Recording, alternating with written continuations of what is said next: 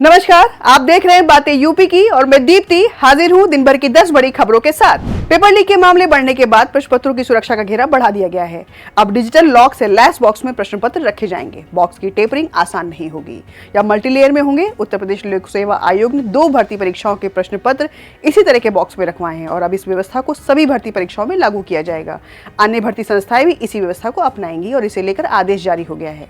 Printing press से प्रश्न पत्र डिजिटल लॉक वाले लोहे के बॉक्स से निकाले जाएंगे और संबंधित जिलों के कोषागार में रखे जाएंगे। कोषागार से भी इन्हीं बॉक्स में प्रश्न पत्र परीक्षा केंद्र तक पहुंचाए जाएंगे। चलते अगली खबर की ओर। उत्तर प्रदेश के आगरा में खारे पानी को पीने योग्य बनाने के लिए छात्रों ने सौर ऊर्जा से चलने वाला एक उन्नत उपकरण बनाया है। इसमें पारंपरिक सिस्टम की क्षमता और उत्पादकता दोनों बढ़ जाती है। यह काम Raja Balwant Singh engineering technical campus Bichpuri के मैकेनिकल इंजीनियरिंग अंतिम वर्ष के 4 छात्रों ने किया है।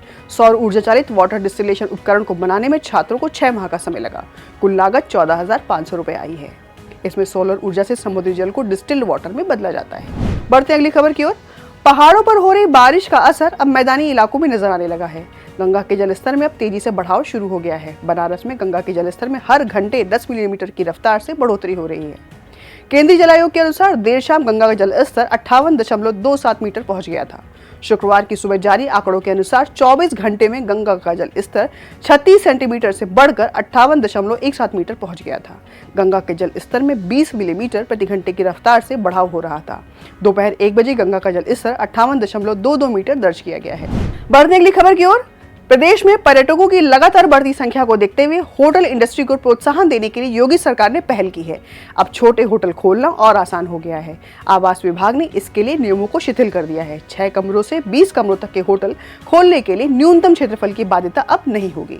आवासीय क्षेत्रों में यह 9 मीटर चौड़ाई वाली सड़क पर खोला जा सकेगा। अब 20 कमरों से अधिक का होटल के निर्माण के लिए न्यूनतम 500 वर्ग मीटर जमीन की ही आवश्यकता होगी। पहले कम से कम 1000 वर्ग मीटर जमीन होना अनिवार्य था। ऐसे में इस नियम को भी शिथिल किया गया है। बढ़ते अगली खबर की ओर। प्रदेश सरकार ने मदरसों के शिक्षकों और छात्रों के लिए अब बायोमीट्रिक हाजिरी अनिवार्य कर दी है। पहले चरण में 560 अनुदानित मदरसों में यह व्यवस्था लागू कर दी गई है। यहाँ पर अब सीसीटीवी की निगरानी में शिक्षण कार्य होंगे। दूसरे चरण में सभी मान्यता प्राप्त मदरसों में बायोमीट्रिक उपस्थिति अनिवार्य की जाएगी। नई व्यवस्था प्रदेश के सभी 560 अनुदानित मदरसों पर लागू की गई है।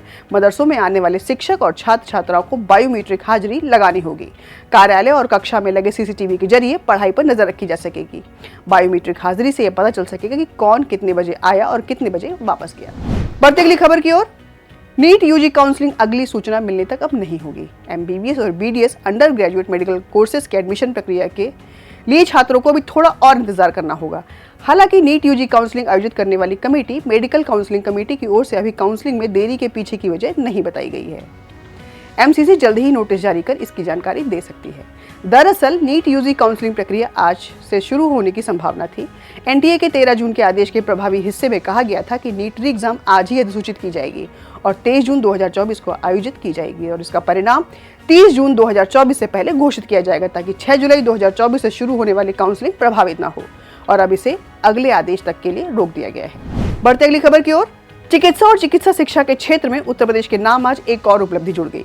गोरखपुर में निजी क्षेत्र के पहले विश्वविद्यालय महायोगी गोरखनाथ विश्वविद्यालय आरोग्य धाम के medical college Shri Gorakshnath medical college hospital and research centre को नेशनल मेडिकल काउंसिल से एमबीबीएस पाठ्यक्रम की मान्यता मिल गई है।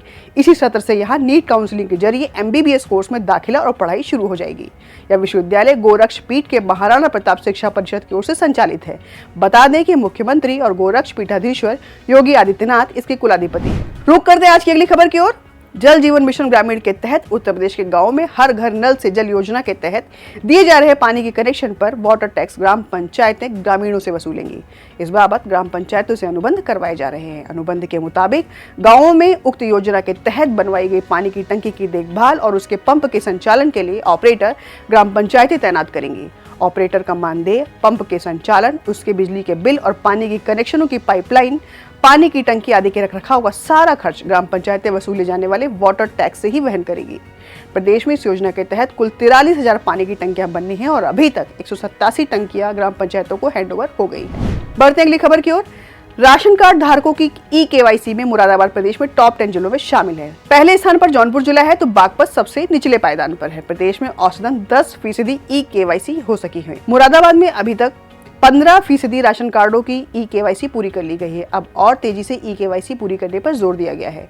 प्रदेश सरकार राशन कार्ड में शामिल प्रत्येक यूनिट की ई-केवाईसी करवा रही है। इसमें मुरादाबाद की स्थिति 75 जिलों से बेहतर है। मुरादाबाद में 15% ई-केवाईसी की जा चुकी है। कानपुर नगर दूसरे स्थान पर है, जबकि यूपी का गाजीपुर जिला तीसरे स्थान पर है। चौथे स्थान पर यूपी का मिर्जापुर जिला है। माथुरा 5वें और बरेली 11वें स्थान पर है। बढ़ते हैं आज की अंतिम खबर की ओर।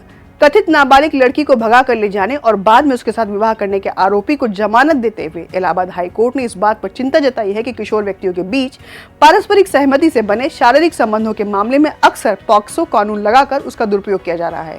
हाई कोर्ट ने कहा कि पॉक्सो कानून का प्राथमिक उद्देश्य नाबालिग बच्चों का यौन उत्पीड़न से रक्षा करना है, लेकिन ऐसे कई मामले सामने आए हैं जहां इस कानून का दुरुपयोग किया गया है। विशेषकर किशोर व्यक्तियों के बीच सहमति से बने शारीरिक संबंधों में इस कानून का दुरुपयोग किया गया है। आज के लिए बस इतना ही। फिर मिलेंगे कुछ अन्य खबरों और जानकारियों के साथ। तब तक के लिए देखते रहिए और करते रहिए बातें यूपी की।